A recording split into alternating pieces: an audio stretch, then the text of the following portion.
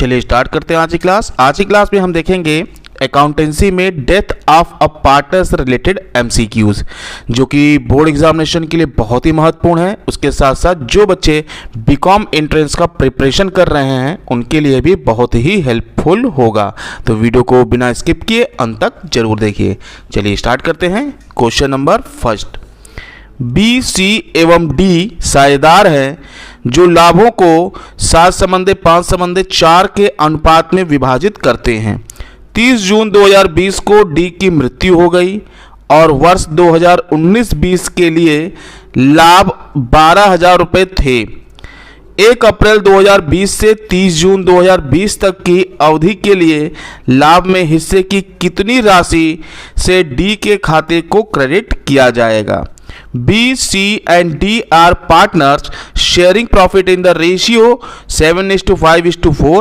D died on 30 June 2020 and profit for the year 1920 were rupees 12,000.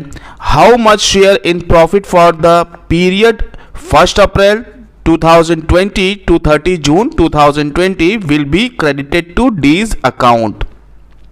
यहाँ जो option available है वो है ए है 3,000 रुपीज़, बी है 750 रुपीज़ और सी है 0 नील, डी है 1,000 रुपीज़। इसका जो राइट आंसर होगा वो होगा ऑप्शन बी ₹750। तो आप लोग इस क्वेश्चन को सॉल्व करने के बाद ही आंसर पे ध्यान दीजिएगा। वैसे तो यहाँ पे जो क्वेश्चन का जो आंसर है वो है ऑप्शन बी 750 रुपये। क्वेश्चन नंबर 2, मृतक साझेदार को देय राशि चुकाई जाती है उसके। The amount due to the deceased partner is paid to his. Option है ए है फादर, बी है फ्रेंड, सी है वाइफ, डी है एग्जीक्यूटर। तो जो साझेदार की मृत्यु हो जाती है उसको जो भी जितना राशि देना होता है, जितना भी अमाउंट देना होता है, उसका वो अमाउंट हम देते हैं या पार्टनरशिप फॉर्म देती है उसके एग्जीक्यूटर को, उत्तराधिकारी को। तो इसका जो राइट आंसर होगा वो होगा ऑप्शन डी एग्जीक्यूटर्स, निष्पादक या उत्तराधिकारी। क्वेश्चन नंबर 3, ए, बी एवं सी साझेदार हैं जो लाभ हानि को 2:2:1 के अनुपात में बांटते हैं। सी की मृत्यु 31 मार्च 2020 को हो गई। 31 मार्च को समाप्त होने वाले वर्ष के लिए लाभ 64,000 रुपये है। लाभ में मृतक साझेदार का हिस्सा होगा। A, B and C are partner sharing profit and losses in the ratio of 2:2:1. C died on 31st March 2020. The profit of the financial year ending 31st March 2014 is rupees 64,000. The share of the deceased partner in the profit will be, option है ए 9,200 rupees, B 12,800 rupees, सी 3,100 rupees, D है 6,100 rupees. तो इसका जो right answer है वो है option D 6,100 rupees. आप लोग इस क्वेश्चन को सॉल्व करने के बाद ही आंसर पे ध्यान दीजिए और नहीं समझ में आता है तो कमेंट कीजिए, आपको जल्द से जल्द रिप्लाई दिया जाएगा। क्वेश्चन नंबर 4, साझेदारों की संयुक्त जीवन पॉलिसी एक खाता है। Joint life policy of the partners is an account. मतलब जो ज्वाइंट लाइफ पॉलिसी होता है वो किस प्रकार का खाता होता है? ऑप्शन यहाँ दिया है, ए है नॉमिनल अकाउंट, बी है पर्सनल अकाउंट, सी है लायबिलिटीज अकाउंट, डी है असेट अकाउंट। तो जो ज्वाइंट लाइफ पॉलिसी होता है वो पर्सनल अकाउंट होता है। इसका जो राइट आंसर होगा वो होगा ऑप्शन बी व्यक्तिगत personal account. Question number 5, firm द्वारा प्राप्त संयुक्त बीमा पॉलिसी की राशि बांटी जाती है। Joint life policy amount receive by firm is distributed इन।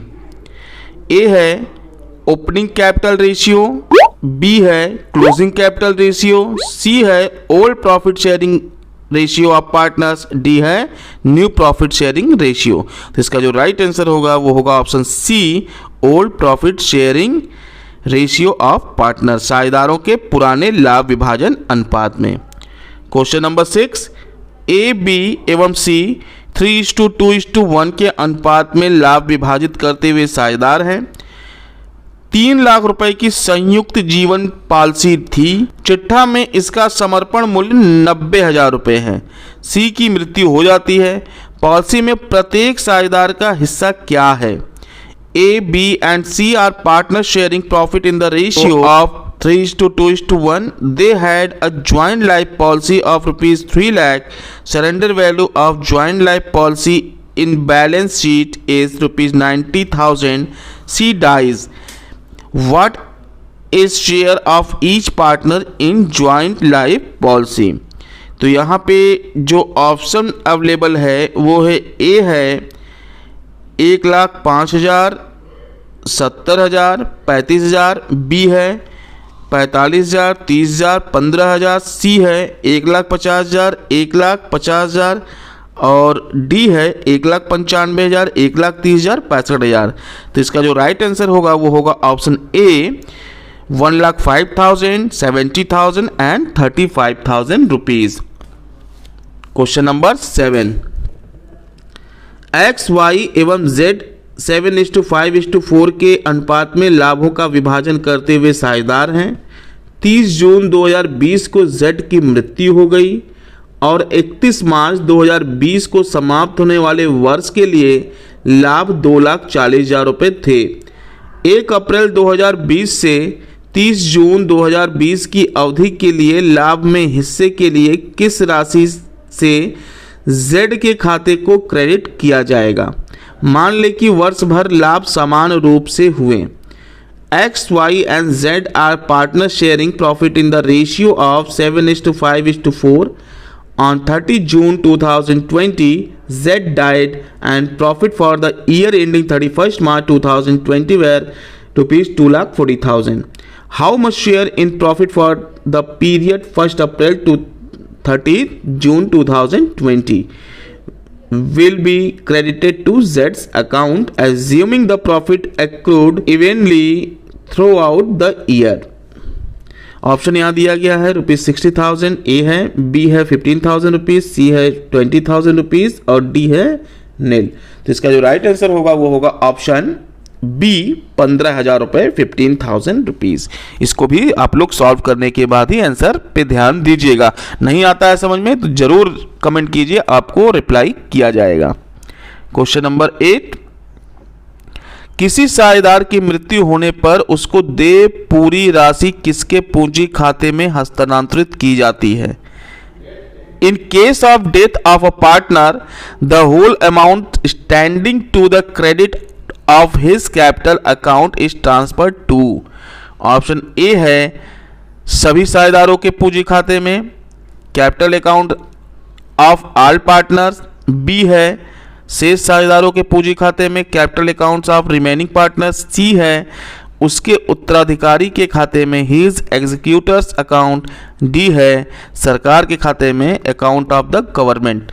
तो इसका जो राइट आंसर होगा वो होगा उसके उत्तराधिकारी के खाते में, option C his executor account. Question number 9, साझेदार की मृत्यु पर अंतिम भुगतान होता है। On the death of a partner in a form, final payment are made through. Option A है कैपिटल अकाउंट, बी है एग्जीक्यूटर्स अकाउंट, सी है करेंट अकाउंट, डी है लोन अकाउंट। तो जब साझेदार की मृत्यु होती है तो उसका जितना भी पैसा होता है उसको हम उसके एग्जीक्यूटर्स को देते हैं। तो यहाँ पे जो राइट आंसर होगा वो होगा ऑप्शन बी निष्पादक खाते से, यानी एग्जीक्यूटर्स अकाउंट।